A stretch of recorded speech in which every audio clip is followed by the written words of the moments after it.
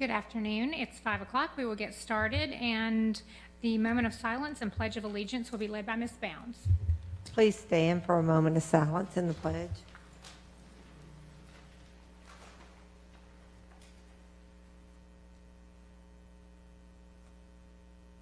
Salute, pledge.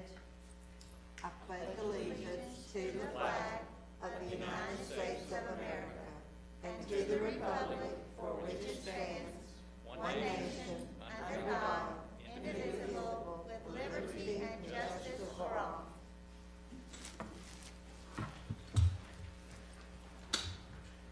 Thank you all so much for being here, and we appreciate your patience and cooperation as we continue to follow current health guidelines.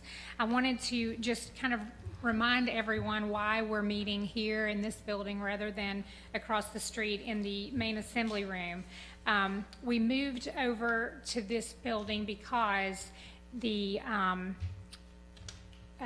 court proceedings were happening in the main assembly room. So we moved here so that we could allow that to take place without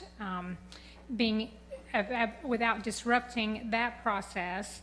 And we wanted to, we also had to consider the AV equipment issue. So our team has worked very hard to get this room set up so that we could have the meeting from this room. It is not an option for them to go back and forth. So it is quite possible that we will be meeting in this room until probably our September meeting, because they will be having court in the main assembly room until August 11th, I believe is the date. We have a meeting on August 12th. I'm not sure if, I don't know that it's a good idea to ask our team to have one day to make sure everything works properly. So I think we'll go to, we'll probably move back over the first meeting that we have in September for that work session. So I'm thankful that we have a space here, and there's a lot of public just sitting in the audience, that we have enough room for that now. And so the public is still continues to be welcome, and we will continue to just ask folks to wear masks or face coverings when you're here, and you know, public forum is happening just as our policy states. So really the only thing that is different is just our location change, and so we'll be here until September, I believe. Things are subject to change, but that's today's thought. I wanted to announce that the Joint Education Committee will meet on Wednesday, July 22nd at 4 p.m. in this room, and the meeting agenda has been published on the Board of Education page of the KCS website.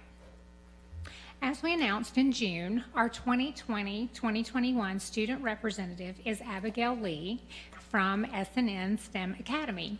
And we're very thankful to have Abigail here as her first official meeting. She joined us last month to shadow Noah, and so we're glad to have her here tonight for her first official meeting. So welcome, Abigail. We're all very glad you're here. Abigail's term officially started on July 1st.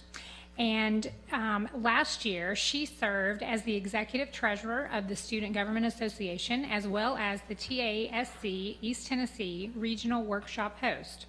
She is a member of the National Honor Society, Key Club, and the L&N STEM Academy tennis team.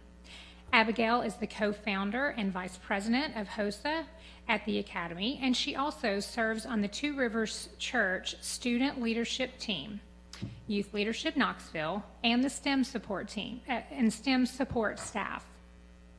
She is a National History Day School Competition winner, recipient of the 2018 James A.G. Award for Outstanding Scholarship in English and Student Government Class Award. Abigail will begin her senior year this year with a 4.4 weighted GPA and has already attained a 34 composite ACT score. I know that Abigail's student perspective and her input will be invaluable to us this year, and so on behalf of the board, Abigail, we look forward to serving alongside you. Thank you so much for being here. We're excited.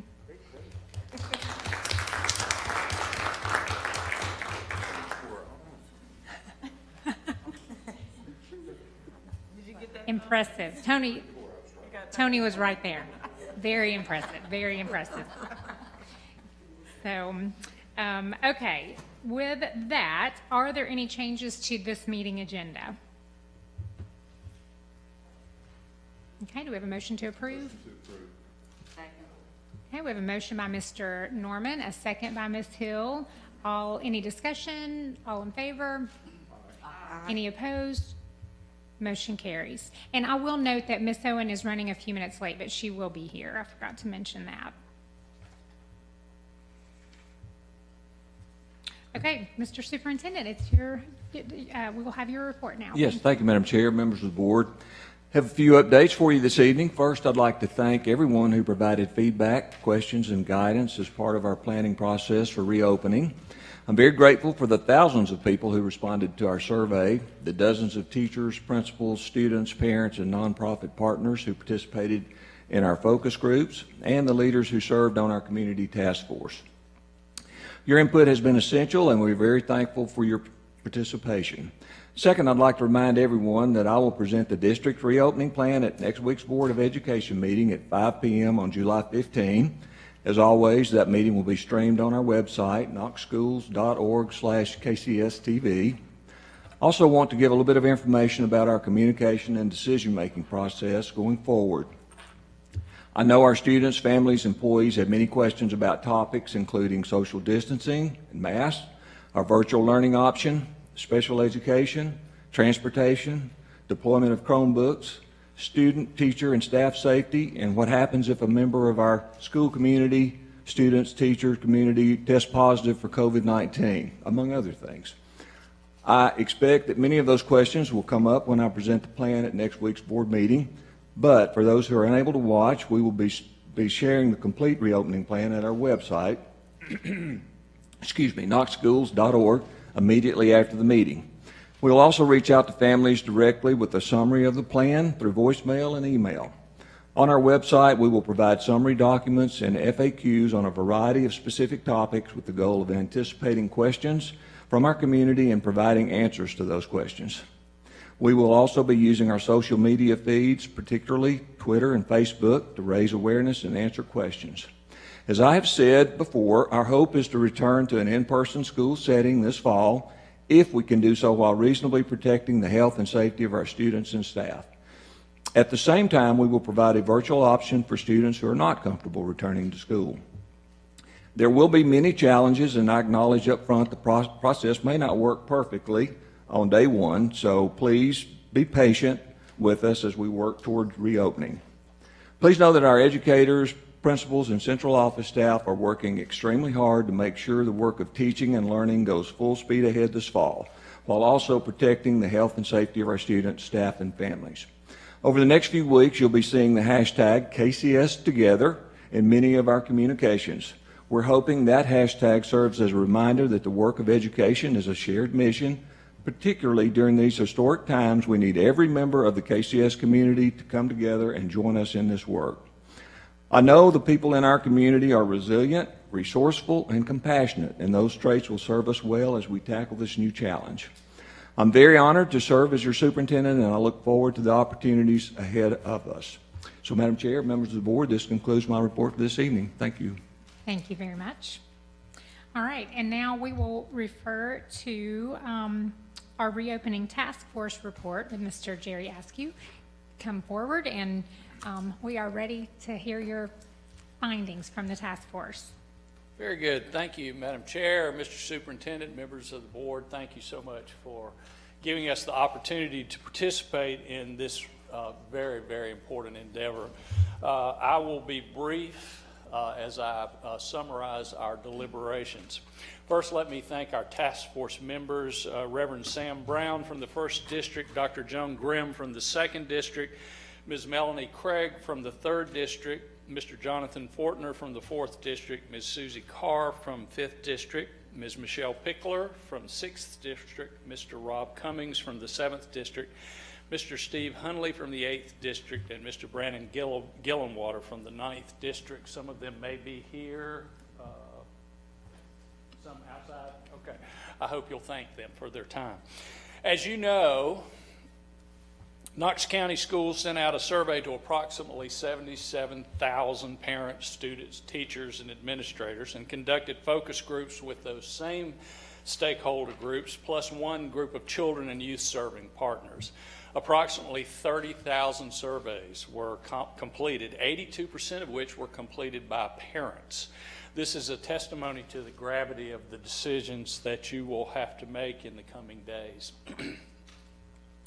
The majority of parents, students, and teachers responding preferred that schools reopen with classes taking place in person, as long as appropriate safety measures could be put in place. Slightly less than half of administrators who responded preferred that classes take place in person, and I think this is indicative of the fact that the school administrators are going to be responsible for creating safe environments, and so they certainly don't disagree with the preference. A significant minority, ranging from 31 to 41%, preferred a hybrid model with in-person and some online classes, and a small group of respondents, ranging from 11 to 15%, preferred all online classes. Our task force's job was not to come up with a series of recommendations related to the opening of school this fall. That responsibility falls to the superintendent and his team. Rather, we were asked to respond to the survey and focus group results, offering any insights, observations, or questions that might assist the superintendent as he formulates his recommendations to you. Taskforce discussions took place over the course of 4 hours on June 24 and 29. Of course, task force members also spent countless hours fielding questions from parents, teachers, and others, listening to their opinions and doing their own research. As you would expect, each member's response to the data presented to us was informed by the questions, recommendations, and concerns expressed by the citizens living in our respective districts, as well as our own personal and professional perspectives. So, on behalf of the task force, I respectfully, and I really do mean that, I don't just say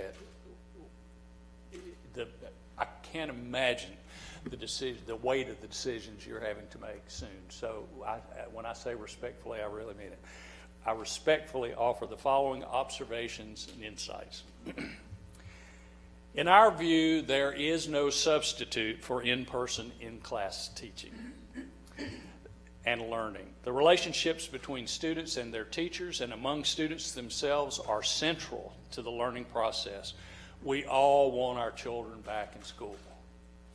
Having said that, the system must place a priority on student and staff safety, ensuring that they will be able to learn and teach in the healthiest environment possible, while at the same time accomplishing the educational outcomes that will prepare our students for their futures.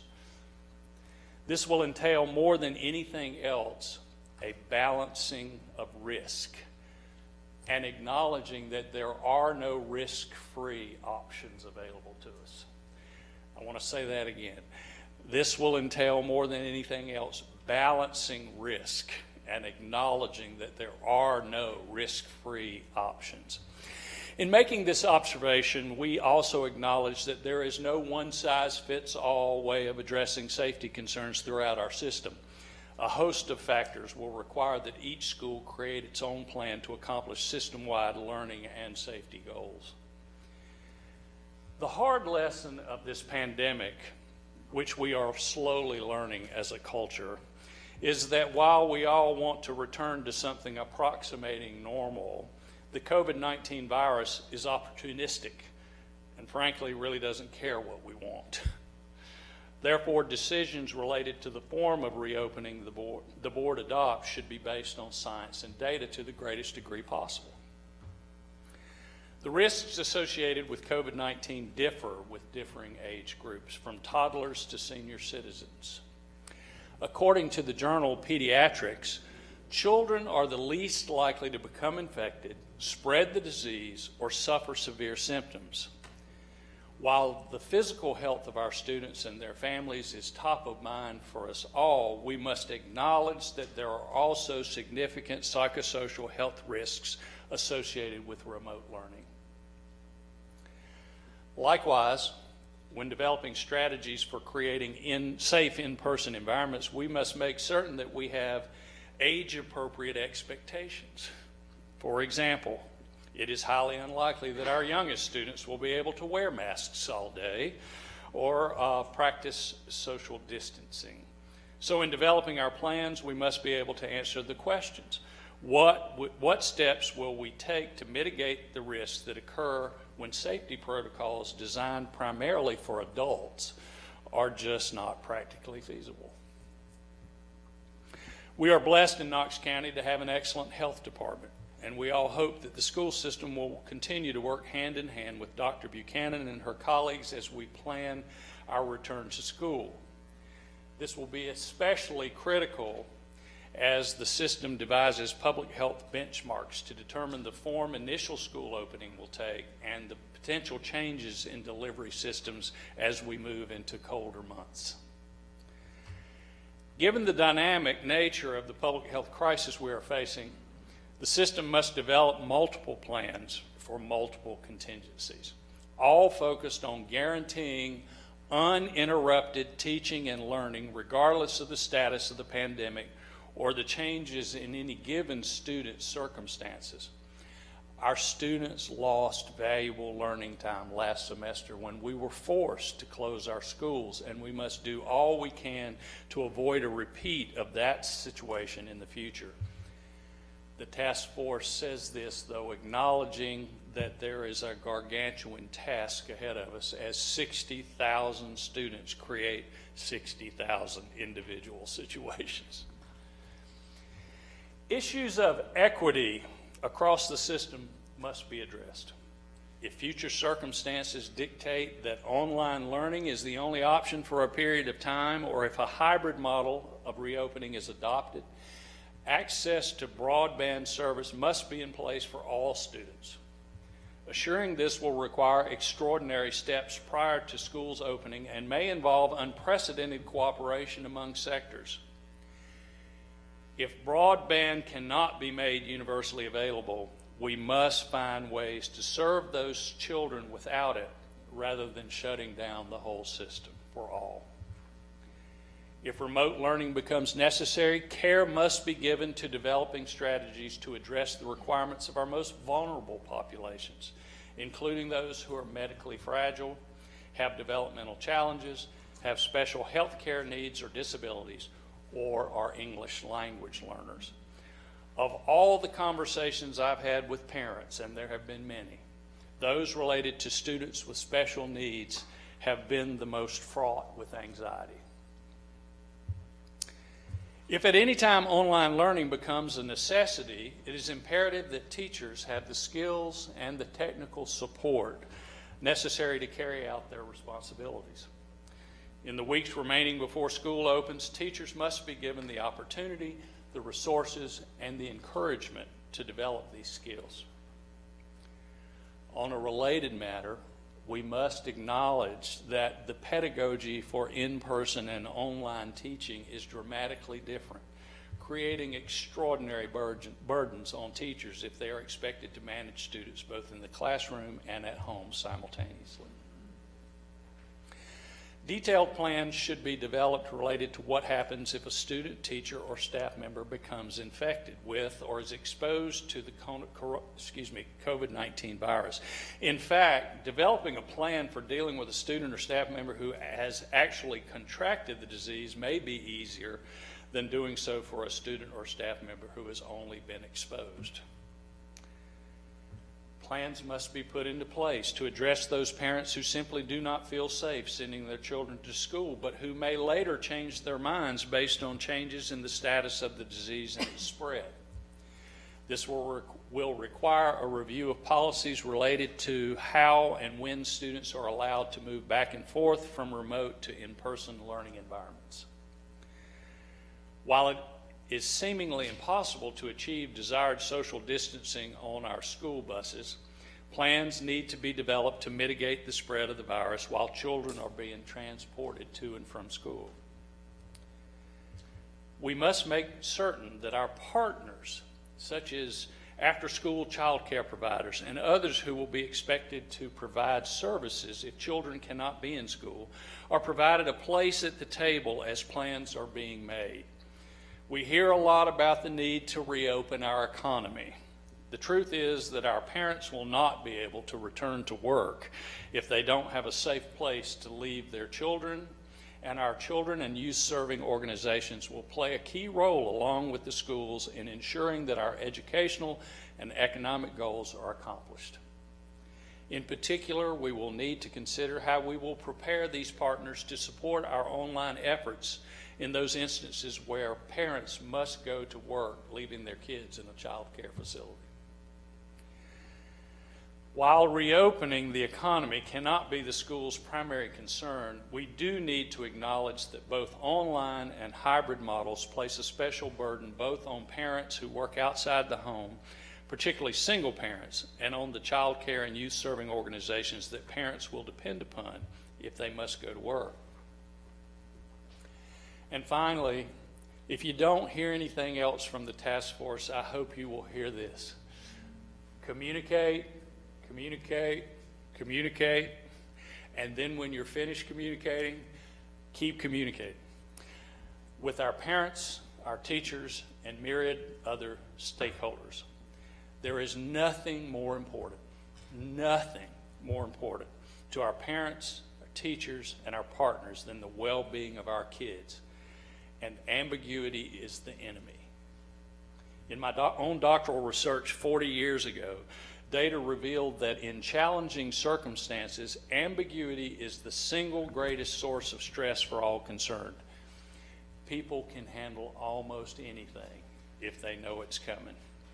But never doubt that nature abhors a vacuum, and in the absence of good information, misinformation, rumor, and innuendo will fill the void. We fear that some of this is happening already. We need to let our stakeholders know our plans with the greatest level of detail possible, using any means of communication possible and as often as possible. This is a big task, but I think even when we can't give them definitive answers, letting them know what we're working on is also helpful. The task force is pleased to note that not a single item I've covered tonight represents a surprise to our superintendent or to our administration, and I'm pleased to say that they are already at work on every single one of these items and have been for a good long while. But time is of the essence, and now we must let parents and teachers know the status of our plans. In closing, allow me to say that we acknowledge that opening school under these extraordinary circumstances will be expensive. And we know there is no such thing as a blank check, especially in times like this. Nevertheless, we all hope that cost will not be the primary force in any substantive decision that you will make. One of many considerations, to be sure, but never the primary criterion. That distinction belongs to those criteria that drive our children's intellectual, physical, and psychosocial well-being. On behalf of the task force, I thank you for the opportunity to participate in this most important effort. Thank you so much, Dr. Askew, for facilitating, and we appreciate, thank you so much. We appreciate all of the task force members taking time, and I'm sure they did spend countless hours talking to their community members. So thank you all for that work. And you know, this is, I think, as he mentioned in the beginning, the superintendent has met with several focus groups: parents, teachers, principals, students, and so this is another layer of information that he will take to use. And Mr. Superintendent, did you want to say anything? Oh, yes, ma'am. Thank you, Madam Chair, members of the board. Jerry, you did an excellent job of chairing the task force, and couldn't be more pleased at the work that you did, and also the members of the task force that served with you. Thank our board members for recommending a community member to serve on the task force, and you did an incredible amount of work in a short period of time, 2 meetings, wow, and then come back with, you know, the information that you came back with. So just on behalf of the staff, and I'll just thank you so much. And as Madam Chair indicated, one source of information. Also, we had our research department met with focus groups, students, parents, teachers, principals. Also conducted separate meetings with our focus groups, and appreciate all the people that participated in our focus groups, and then the survey. To have 30,000 responses to the survey was tremendous, and I think, and I believe I'm right on this number. I believe on the number of families that expressed an interest, I think it's over 11,000 families that expressed an interest in online learning or virtual or remote learning. So again, pretty incredible. I know staff's done a lot of work there, and we certainly heard communicate, and we plan to do more of that as well when we get this information out. So, and I know board members have had lots of questions, and thank you so much for your patience too while we work. We want to get it right, and know it's taken time. And as I said earlier, day one may not look just smooth as clockwork, but I think we'll get there. So appreciate everyone's patience in the community, and heard one superintendent ask for grace, so that seemed like a good idea. So I'm going to ask for grace too as we move through this process. So couldn't thank you more, Jerry. So thank you so much. Thank you, Mr. Superintendent, and thank you again, Dr. Askew. Okay, and we will now move to our discussion of our regular session agenda. Just as a reminder, be sure to pull your mic down if you need to speak. And also, I wanted to note for the public that we received the final information regarding the CARES Act ESSER grant funding this week, and that has been added as item 8F. Okay, and so with that, we'll go ahead and get started. Do we have questions on item C?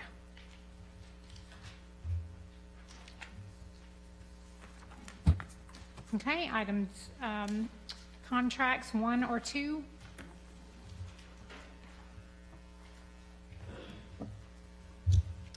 Ms. Babb? I do have a question. I'm not really sure who to address this of, but there are kind of several of these about sort of our partnerships with groups that normally come into our school system, and I'm just wondering how we're possibly addressing that with everything else that's going on, or is that going to be something that will come about later? Because it seems like there were several items that kind of dealt with some of these student teacher type people or nurses in our school system. That's correct. And these partnerships, Scott can provide a little bit more information on that. So Scott, you would approach the mic, but these will be things we're entering into, obviously, for this coming fall. So a couple things that you'll look at. The first one you'll see is a primary partnership agreement. Primary partnership agreement is going to be a little different than a standard. We're hosting maybe a practicum student for a university, or what we would call a primary, or a EPP. So the primary partnership agreement is something where we actually take ownership in. We help direct the instruction for those programs that are teaching our future teachers. And so you'll see that with LMU. Our primary partnerships are limited to just UTK, University of Tennessee, Knoxville, LMU, and Johnson University primarily. Those are our 3 primary partnerships. You will see King University, King University and that Northern Colorado University, and they will provide us with student teachers from time to time. The King University, that's a local university, and so one of the things that we talk about with that is you'll see that being a 3-year term with a 2-year renewal. When we're dealing with more broad universities, like for example the Northern Colorado, which is an online university, they are embedding a student teacher with us. With those, we say basically a 1-year contract with the option to renew it from year after year for a more a school that's more distant than our local partners. To address the question that you're talking about with the additional folks that are coming in there, we see these folks as kind of mission essential folks. These are going to be the teachers that are going to fill our vacancies in the next coming years. So if we neglect those, then we're going to be in a problem. We're going to have an issue if we don't allow them in our schools to do what they're required to do to become licensed educators. And so we do have measures in place like we will with teachers and so on and so forth. But I hope that addresses your question. Yes, I think it does. I think just along with all of the parents for our K through 12 kids, I have friends that have kids that are in the teaching programs too, and they have the same concerns along with all the college kids about, obviously this is the next step in their kids getting to do their career, and so them hoping that they were going to be allowed to do it. So it sounds like we are, if all goes well, planning on letting these student teacher people be in the Absolutely. classroom. Okay, thank you. Absolutely. Thank you, Mr. Bolton. Any other questions? Ms. Bounds? No? Okay. Questions on 3 or 4? I think he's addressed 3. Any other questions on 3? Okay, 4? 5 or 6? 7 or 8? 9 or 10? 11 or 12? Okay, and then moving to board policies, we have one policy, D110, the annual operating budget. Any questions on this one? It's really just changes to our current practice. Grants, questions on A or B? C or D? E or F? Okay, moving to contracts. Any questions on A or B? C or D? E or F? G or H? Ms. Satterfield? Thank you, Madam Chair. I don't know if the construction company is here or somebody from the city. Oh, hey, there you go. Great. Hi, how are you? Good, how are you? I'm doing well, thank you. Congratulations on winning the bid. I just kind of want to have a or just kind of put it out there, the expectation that I have as we move forward with this construction of Lonsdale, and also the expectation from the community, and just kind of talk a little bit what your plans might be with this. And so in the contract it says, part of it is that the contract shall make of all reasonable efforts to engage diverse business enterprise as subcontractors. So what are your plans are to incorporate minority subcontractors, or to make sure that that community is benefiting from the $19 million we're about to spend? And also, are there any plans to ensure the community's voice is heard in the development of the school so that they can have full ownership of their property? Okay, I'm going to address the first question. Basically, I'm with John Townsend with Rouse Construction, and what we'll probably do with the solicitation of the bid, we have a set, known quantity of subcontractors that we normally use in our daily business, developed that over 40 some odd years. And we also will put this solicitation out on Builders Exchange, Plan Hub. We have our own internal email system that we send out these information to. On top of that, we will probably utilize any known vendors, subcontractors that Mr. Myers has available. And we're willing to entertain anybody that you have. So we'll throw a net out. Mm-hmm. We'll cast it out pretty far. I think on top of that, we also, just to throw this out there, we attended a diversity expo that was through Matt Myers, mm-hmm. and we gained a few names through that. Not a whole lot, but it was worthwhile. Mm-hmm. Okay. And the question with ensuring that the development or the process itself, that the community is included throughout the beginning to the end. Do we want to have somebody from the school system answer that, or Mr. Oakes?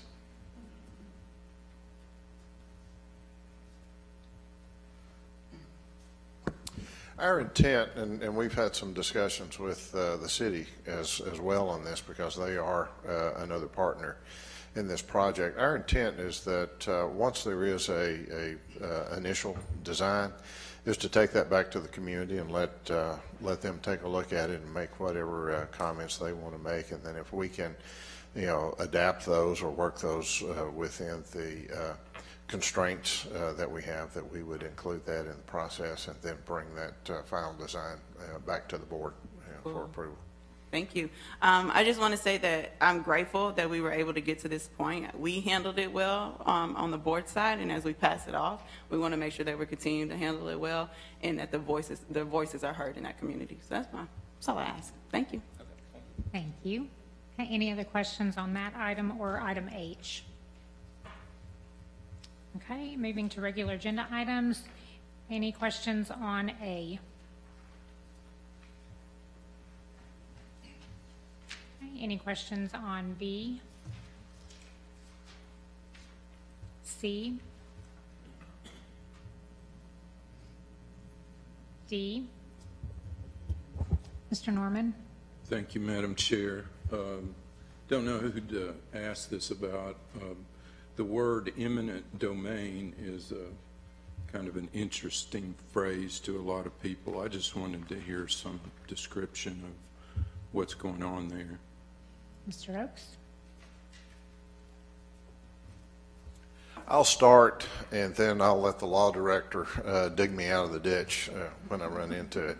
The entity that holds the property that we're looking in has not stayed current with the state on their particular charter, and they've not stayed current with local government either on their property tax payments. So there are some issues that they have to overcome in order to be able to sell property, and what it will really require is an action of the court in order to clear up those issues. So doing a friendly eminent domain action will get that ball rolling with the court and will help clear that up, and then let us purchase the property from them. So this is eminent domain, but it's a friendly eminent domain. It's not something that we're forcing on someone. It's just an action that we need to take in order to complete the court requirements. Is that correct, Mr. Dubler?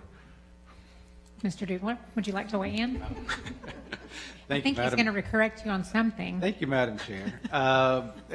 No, what Mr. Oakes is saying is essentially correct. I know Mr. Oakes and several folks with the school system reached out to the swim club, as I'll refer to them, and we would love to have an agreement, an MOA, MOU, whatever you want to call it, with them. But unfortunately, that's just not possible, because technically they no longer exist according to the state of Tennessee. I mean, you have to file certain documents to stay effective as a corporation, whether it's nonprofit or otherwise. And so I don't want to go into great detail on that, but the bottom line is, we're just not able to enter into an agreement with them. Now, eminent domain, I know it's a dirty word to some people. I mean, it's an action for some government entity to come in and take land that's needed. Obviously, in this case, it's the only option to be able to get land that's needed for the remodeling of Adrian Burnett.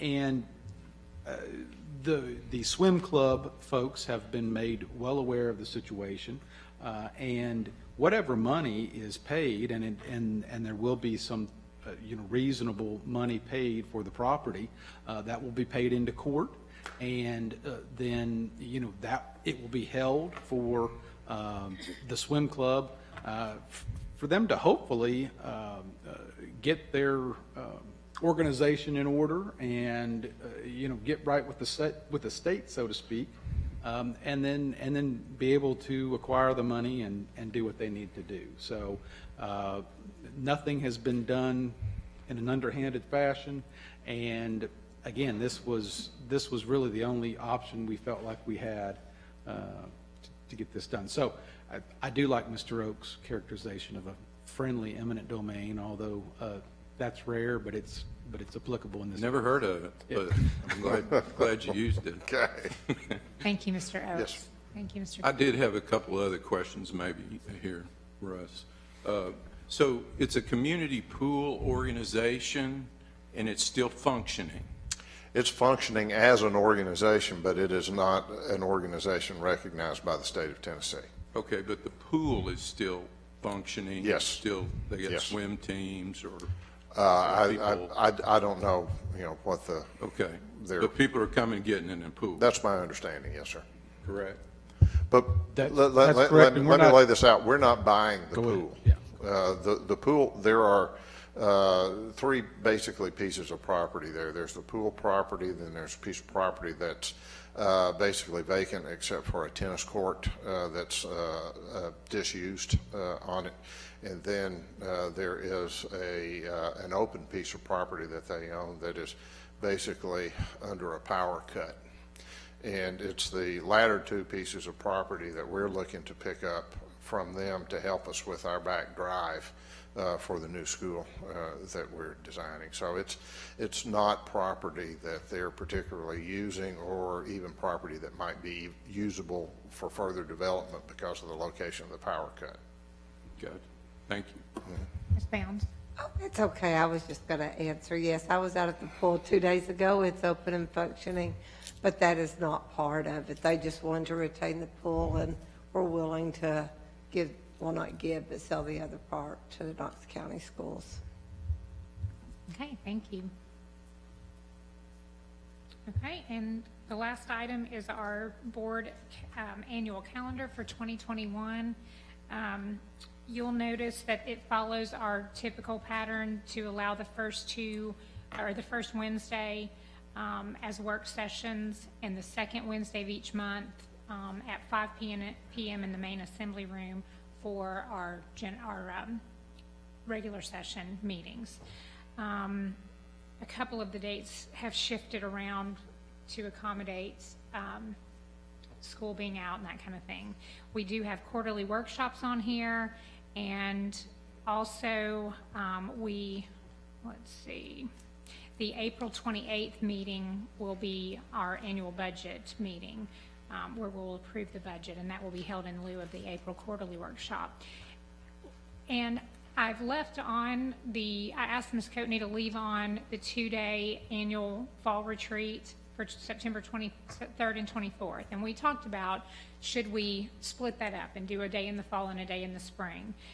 Since we have new board members who will be joining the board as we reorganize in September, we felt like it was probably better to leave it as a 2-day retreat, because I remember as a new board member, that was really a very important time because we are able to gain so much information. So I felt like it was important to leave it as a 2-day retreat. We can, and the other thing about that, when we get into the spring, we're already doing, the staff is very busy with the budget cycle, and we have all of those meetings. So we want to make sure that the budget is being focused on. We can always add a work session if we need one, but I felt like it was probably better just to go ahead and leave that 2-day workshop for the fall. So does anybody have any feedback or question on the calendar? Ms. Fab? I just was looking at July because I messed myself up this July. But I was noticing, and I might point out to everybody, that we have the work session actually in June, right before the 4th next year, and then we're skipping that week because the 4th will be on Sunday next year. So just everybody might want to make their aware so they don't make vacation plans erroneously like I did. Yes, thank you, Ms. Fab. And there may be another place on the calendar where there's a work session 2 weeks before the regular session because of school being out or a holiday. So just be sure and note that. So, okay. Thank you. And that concludes the discussion of our agenda. So Ms. Fab will go to public forum now.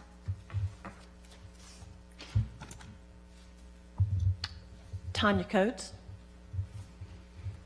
If you'll please state your name and county of residence. Can you hear me? Yes, you can. So, Tanya Coates, Knox County. Thank you, Madam Chair and board members. I am Tanya Coates. I am the president of the Knox County Education Association, but it gives me great pleasure today to stand here in the stead of over 5,500 educators across Knox County and express the heartfelt need to have a well-grounded, steadfast leader as Mr. Thomas. It has been at least well over 10 years that we, the Knox County school system, has had an educator who has a heart and where he has served for the educators as Mr. Thomas. Just a little bit over 2.5 weeks ago, the educators were proud to know that he could hold his own and yet continue to foster positive relationships across this district. When he set his strategic goals to eliminate disparities, increase student achievement, and create a positive culture, he did just that, and then some. In regards to his contract, you couldn't have extended his contract or given it to a more deserving individual.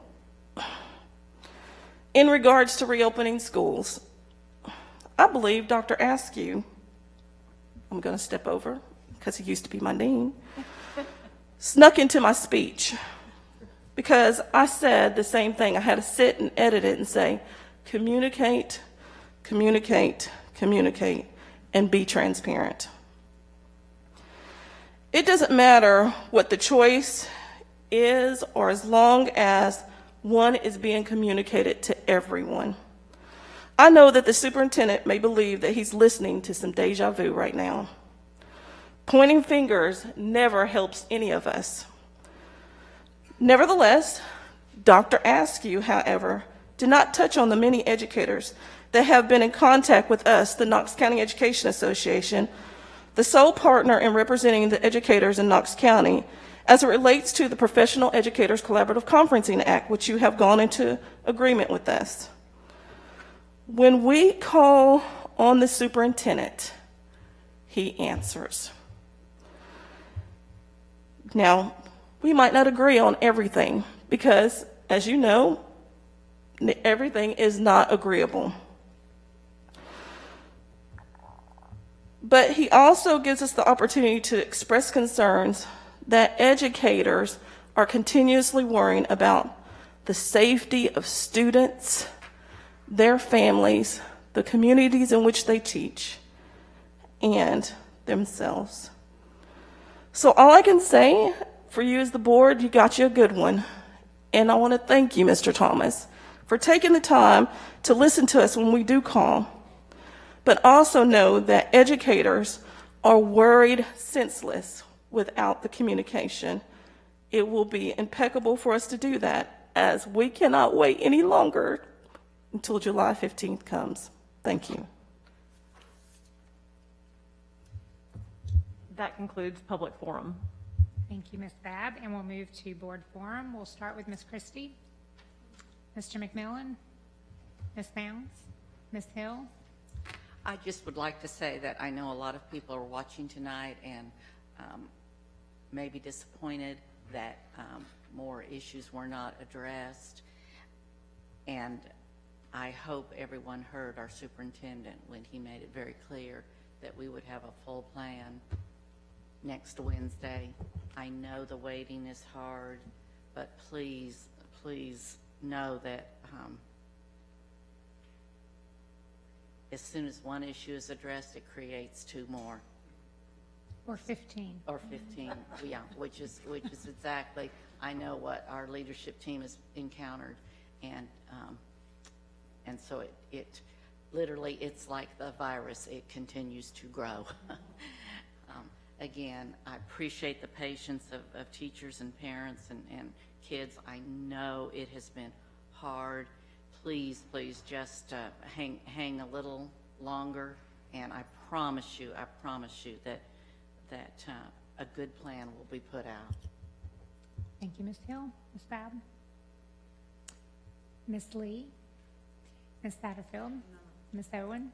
Mr. Norman? Yes. I'd like to say thank you also to Jerry. Appreciate that work. I know that can be a bear to get people together and have all these different voices come up. And your statement about communication being the key, absolutely it is. And as this rolls forward, those communicative steps will be important to get people to come on board. And so I hope that your task force also will realize the need to have continuity and to give support to the system as it goes forward. It'll be complex, but it'll be very helpful to have them on board and be positive about whatever takes place. Thank you, Mr. Norman. And I know people are very anxious, and as Ms. Hill pointed out, when you ask one question, it truly opens up 10 or 15 more questions. So these are very complex issues that the school system is dealing with, and so I know everybody's anxious to know everything, and so they are working on it, and please just be patient just a little while longer. My hope is that because they've not rushed to determine everything that's happening, they're very thoughtfully going through this process, that hopefully it will be a little bit smoother. We know that it's going to be difficult, it's going to be challenging because it's completely different, but at least hopefully we'll have better processes in place because they've taken care to do that. So with that, we are adjourned. Thank you.